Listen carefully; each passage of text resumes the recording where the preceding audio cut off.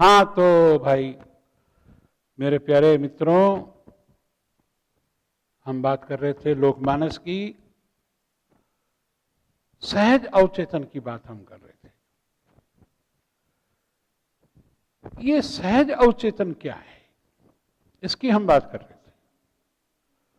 और मैंने आपसे कहा कि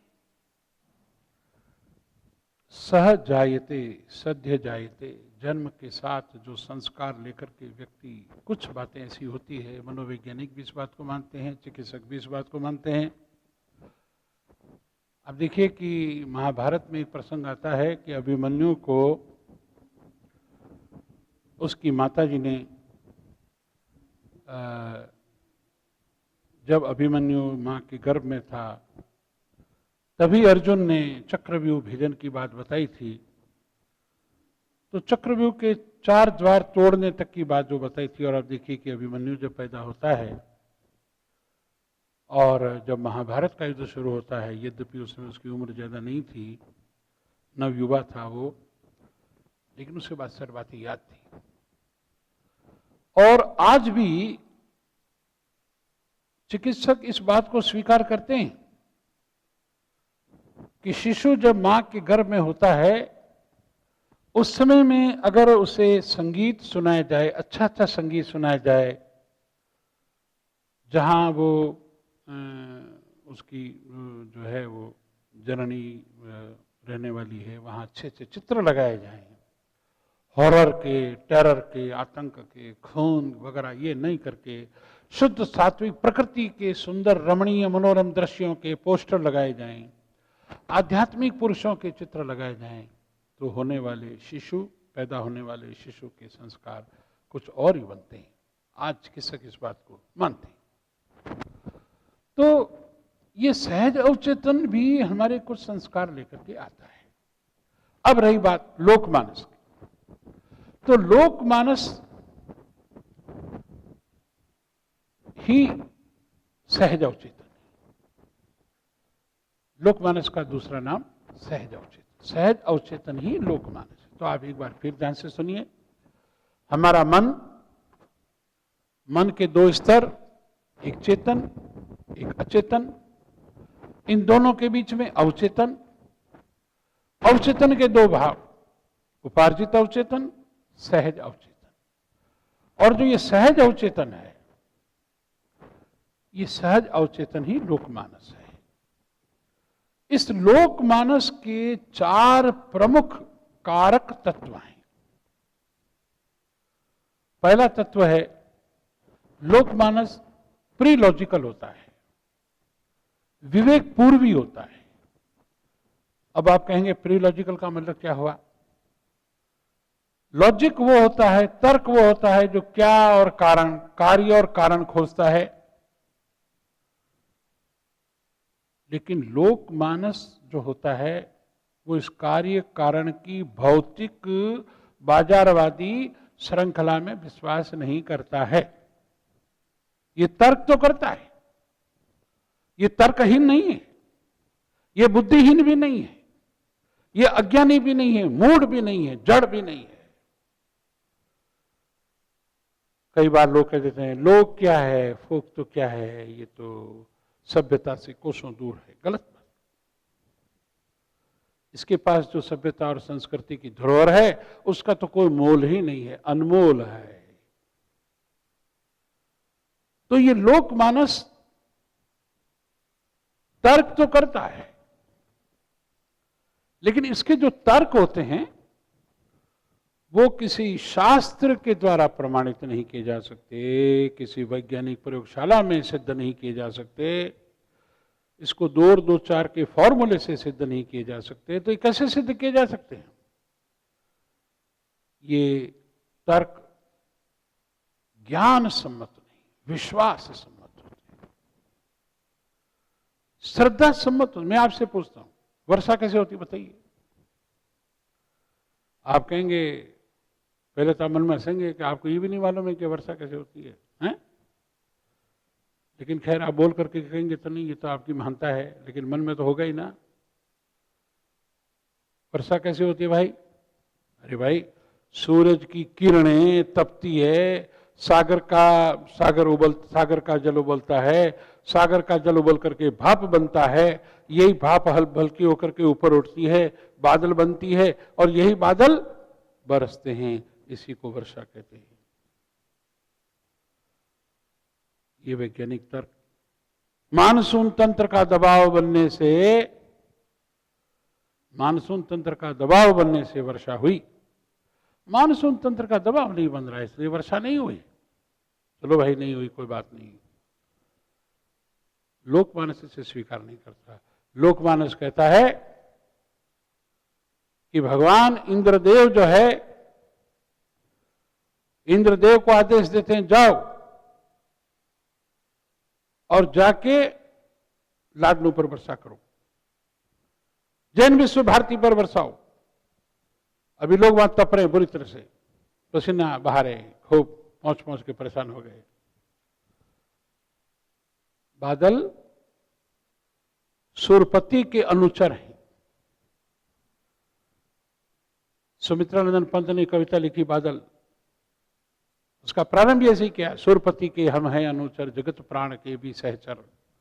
सूर्यपति के अनुचर है। पुराणों में कहा गया है कि बादल देवराज इंद्र की सेना है। देवराज इंद्र बादलों को आदेश देते हैं, हे बादलों जाओ और बरसो, बड़े प्यार से बरसो।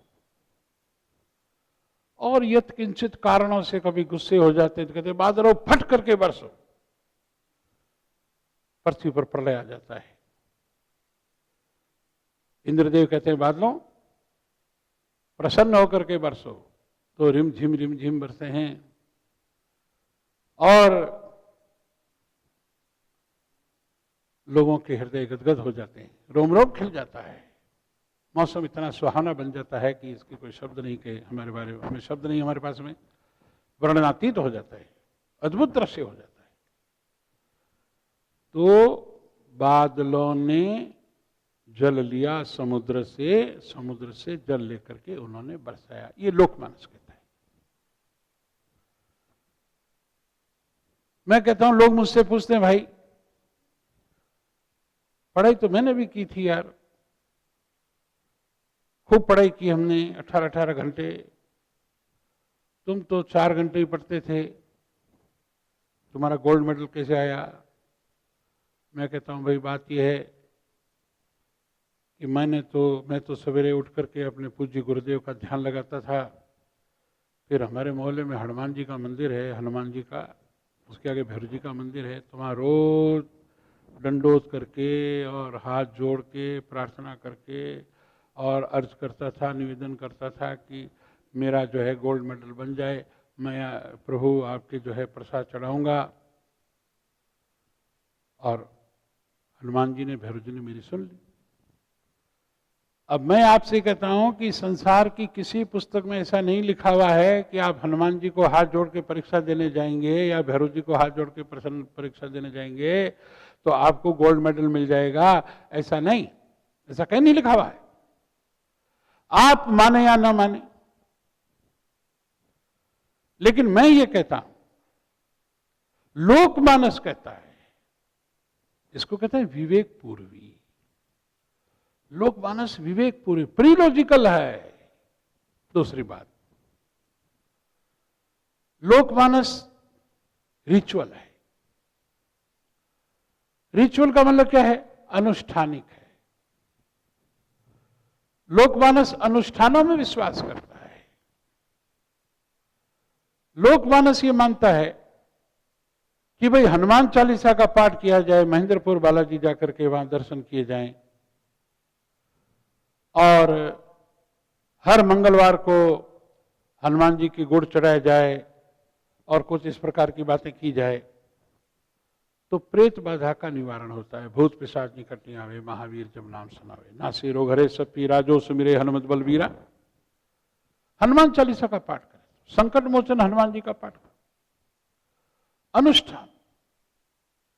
कई ऐसे लोग होते हैं जो मनोती मानते हैं, हमारे लोक देवता रामसा पीर रामदेव जी, ये नागौर के पास में खरनाल में तेजा जी, बाबू जी हड़बू जी, मल्लीनाथ जी, करणी माता, जीण माता, आई माता, तो चामुंडा माता, लठियाल माता, आशापूर्णा माता,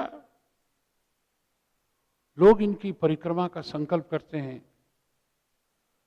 चढ़ावे की बात करते हैं और कहीं कहीं पर तो बलि भी चढ़ाते हैं।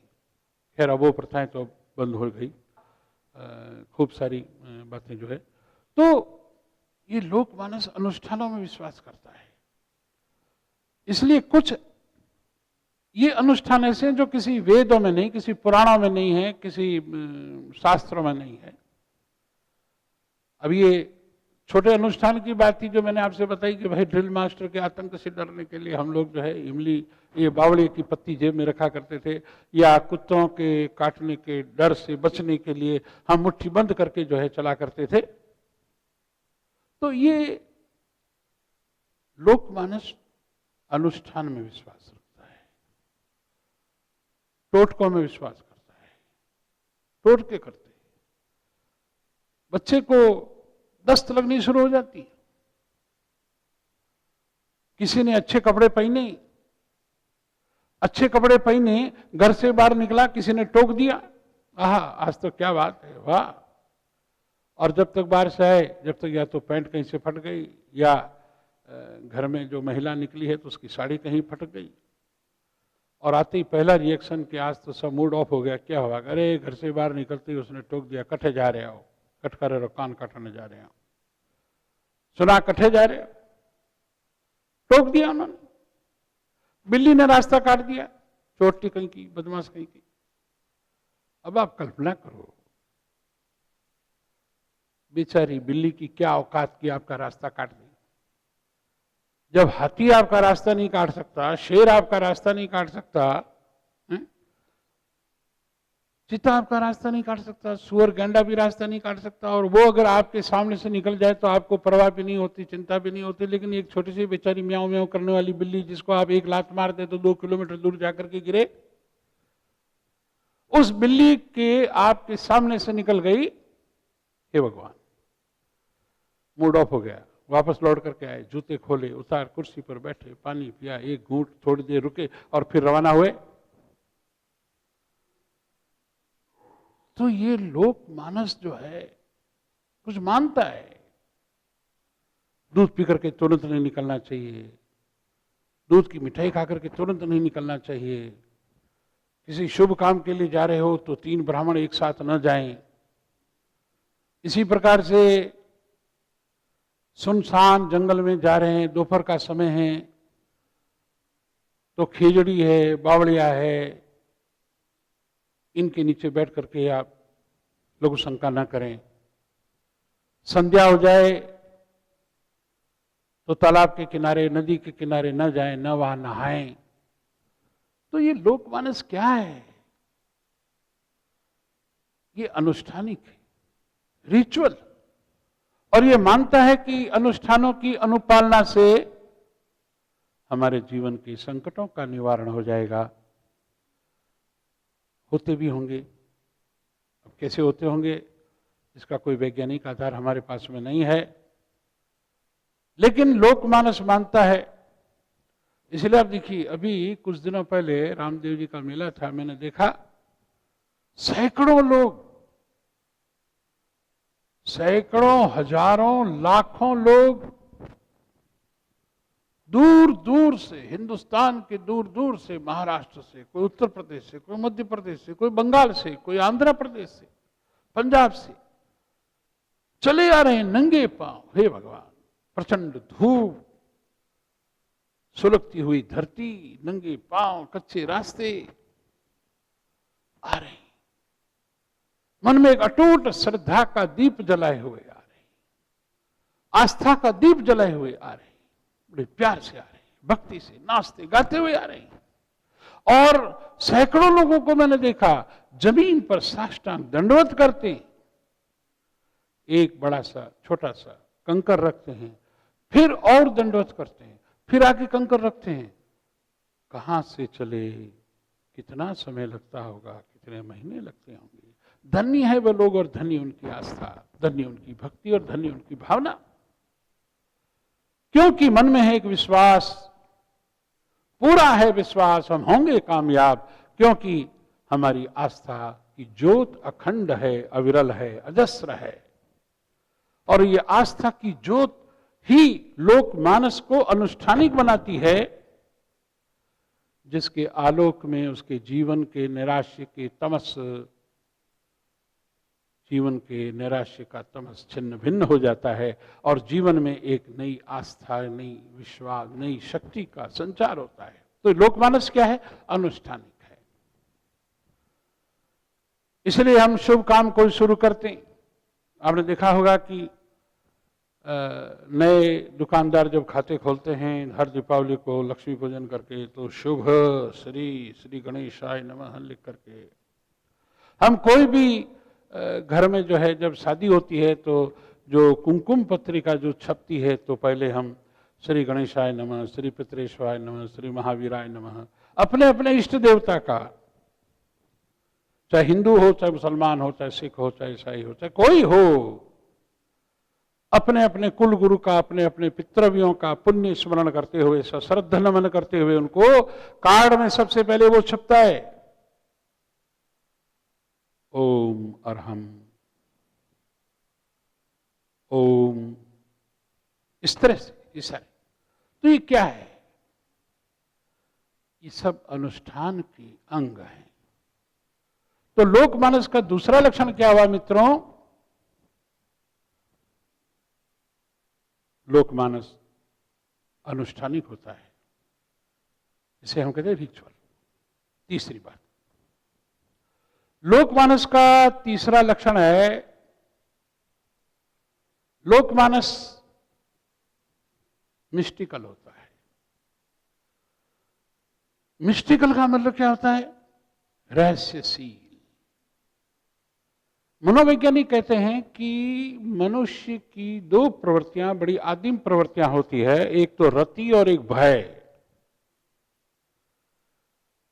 रति यानी प्रेम, प्रेम में विस्तार का भाव आता है, प्रेम में अनुराग का भाव आता है, स्नेह का भाव आता है, भाईचारे का भाव आता है, बंधुत्व का भाव आता है। और जहां यह भाव आता है तो वहां आत्म विस्तार करने की कामना करना चाहता है। मैं विस्तृत बनूं, व्यापक बनूं, विराट बनूं, सब मेरे बने। और इसीलिए वह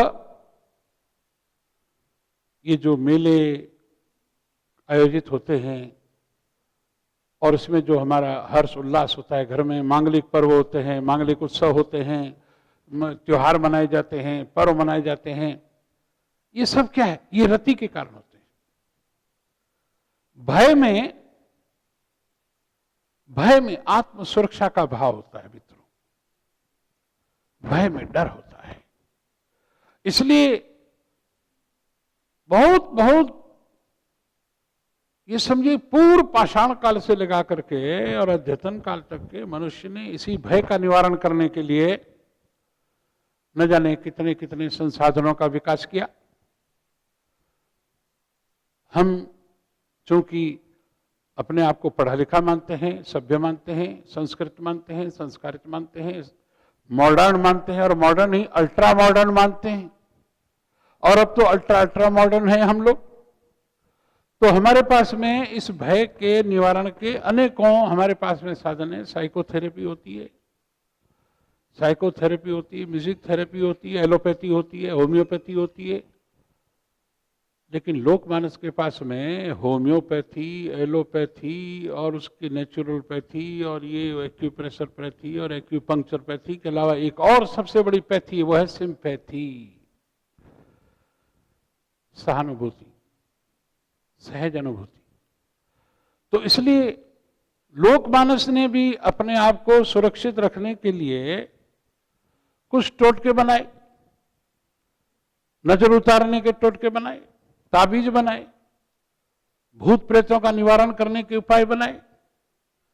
और इसलिए गांव गांव में होम्योजी हैं, देवल हैं, मंदिर हैं, पूजा के स्थान हैं, और टोने टोटके होते हैं, ताबीज होते हैं, झाड़ फूंक होते हैं। मैं तंत्र मंत्र की बात नहीं कर रहा हूं, झाड़ फूंक की बात कर रहा हूं।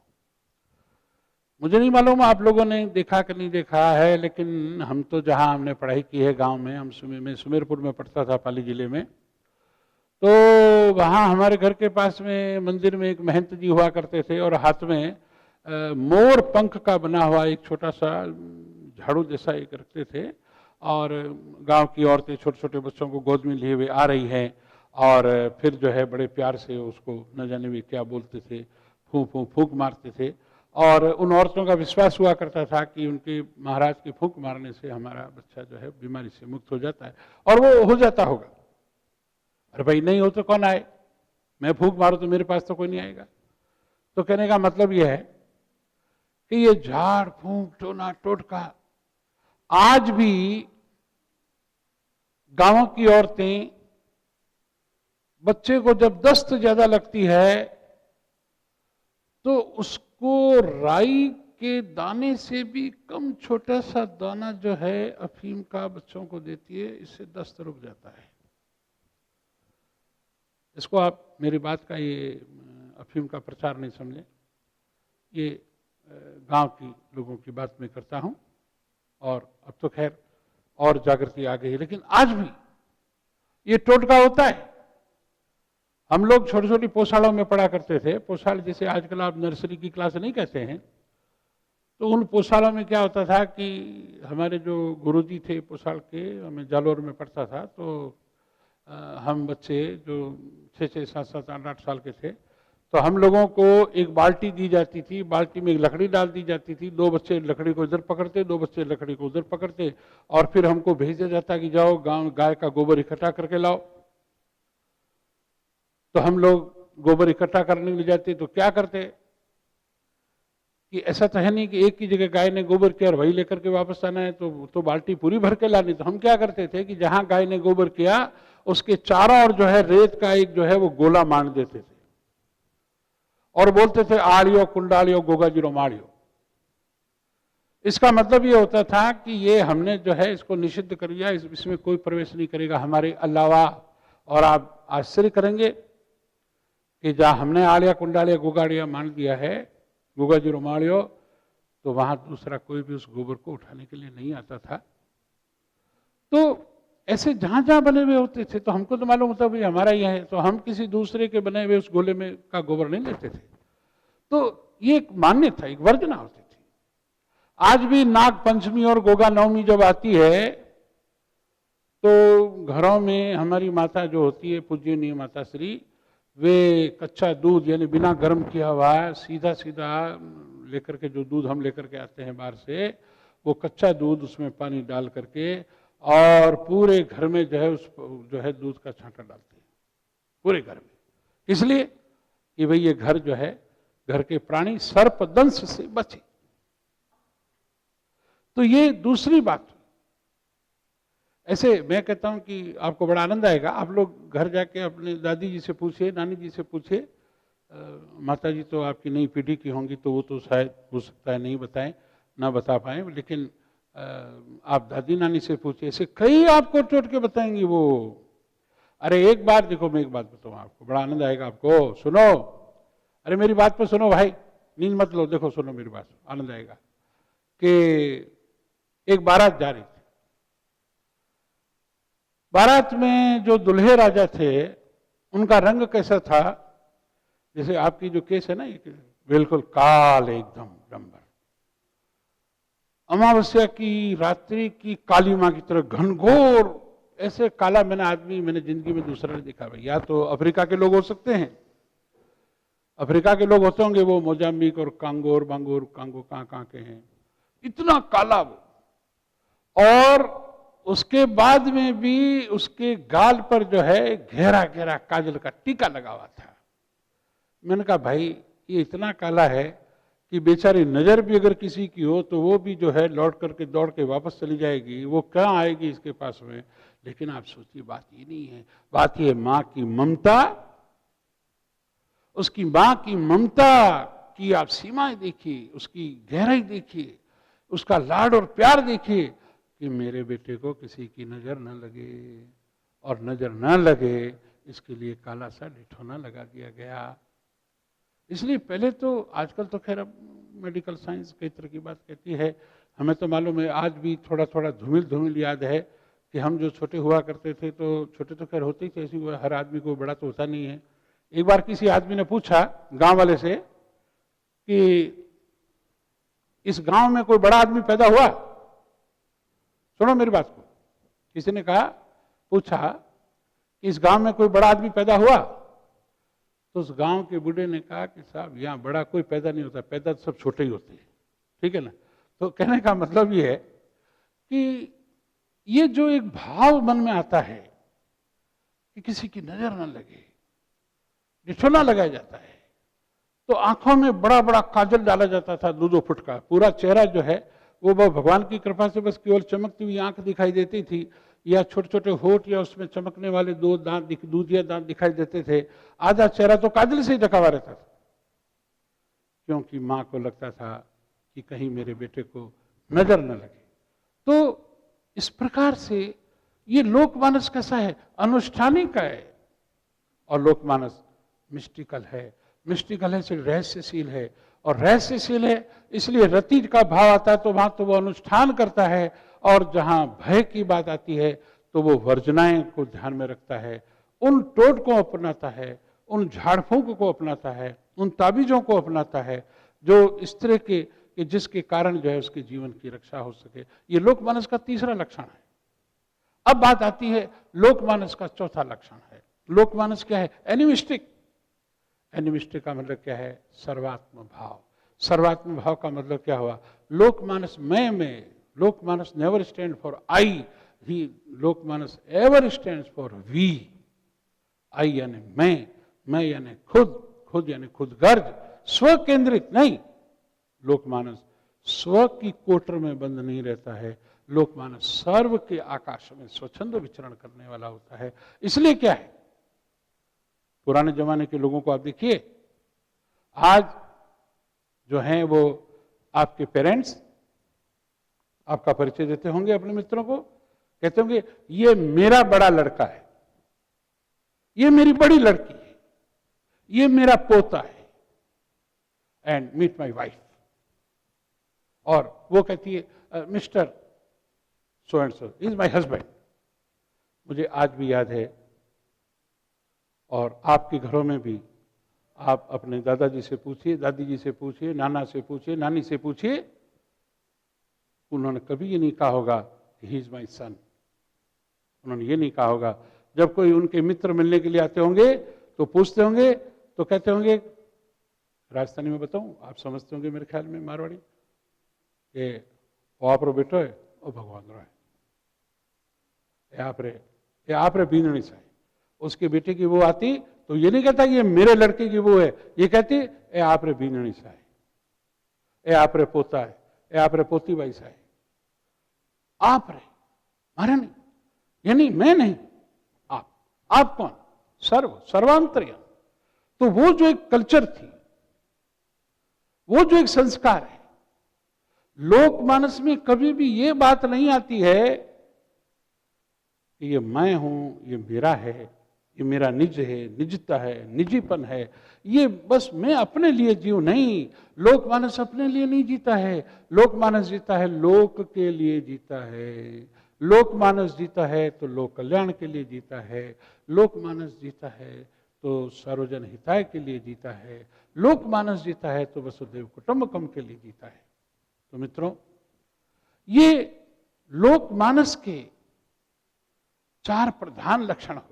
अब आप समझ गए होंगे कि लोक साहित्य की जो अंतर्वर्ती धारा जो बहती है वो इन 4 किनारों को संस्पर्श करती हुई चलती है, और इसी से लोकमानस अनुप्राणित होता है, इसी से लोकमानस रसाप्लावित होता है, और इसी में ही लोकमानस आकंठ निमज्जित रहता है, क्योंकि इसी से ही लोकमानस को ऊर्जा मिलती है। तो ये लोकमानस के 4 प्रधान लक्षण हुए। अब ये तो प्रधान कारक तत्व हो गए। अब सवाल यह है कि लोकमानस के इन कारक तत्वों का लोक साहित्य में प्रभाव क्या दिखलाई देता है? प्रभाव क्या है? हम प्रभाव की बात करेंगे। एक बार मैं फिर आप लोगों को थोड़ा सा समाप्त करूं। वास्तव में आप लोग जितनी एकाग्रता से होकर के और सहज होकर के, देखिए दो बातें होती है। एक तो क्या होता है कि अगला व्यक्ति इतना ज्ञान भरिल हो जाता है, ज्ञानाक्रांत हो जाता है कि आप भी उस चीज को सुनते सुनते जो है वो बोझिल हो जाते हैं और आपको लगता है कि आप ज्ञान भरिल होते जा रहे हैं। नहीं, ऐसा नहीं है। लोक साहित्य तो सहजता का साहित्य है। ये तो सहज है, अकृत्रिम है, आडंबर रहित है, सरल है, सरस है, सहज है, स्वाभाविक है, और ये किसी और का नहीं है, ये आपका है, ये हमारा है, ये सबका साहित्य है। ये किसी वर्ग विशेष का नहीं है, ये किसी पंथ का नहीं है। लोक साहित्य पंथ का नहीं होता है, लोक साहित्य तो पथ होता है। तो इसलिए जो पथ पर चलता है, रीति काल के बहुत अच्छे कवि हुए, आप लोगों ने उनका नाम सुना होगा, उनको आपने पढ़ा भी होगा। रीतिमुख स्वच्छंद काव्य धारा के कवि हैं, उनका नाम है घनानंद। घनानंद ने कहा कि अति सुधो स्नेह कुमार्ग है, जहां नेको सयान बांक नहीं। अति सुधो स्नेह कुमार्ग है। लोक साहित्य का जो मार्ग है वो अति सुधो स्नेह का मार्ग है। यहाँ पर न तो कोई वामपंथ है, न कोई दक्षिण पंथ है, न कोई मार्क्सवाद है, न कोई पूंजीवाद है। यहाँ क्या वाद है? यहाँ वाद नहीं है, यहाँ संवाद है। तो हम और आगे एक बात करेंगे, और आप लोगों ने जिस ढंग से सुना है तो चलिए थोड़ी देर बाद हम फिर बात करेंगे अगली कक्षा में।